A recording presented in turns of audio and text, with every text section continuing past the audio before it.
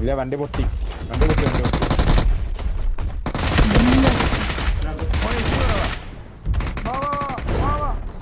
ബാബാ സാഹിബ് ഈ വണ്ടി എടുത്ത്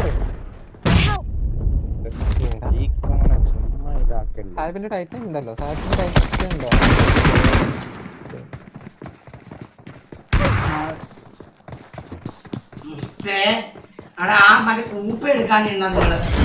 കൂപ്പ കത്തി ഞാൻ അതേ പറഞ്ഞല്ല അവിടെ നിർത്തി വില ഉണ്ടാവുന്നത്. നിങ്ങൾ ഈ ചിക്കൻ നോക്കുമ്പോ ചിക്കന് കളിക്കണം.